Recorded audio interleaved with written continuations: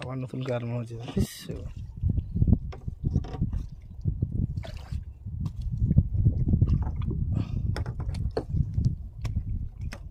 পাঁচ কেজি বেশি 10-12 কেজি মাছই যাবে।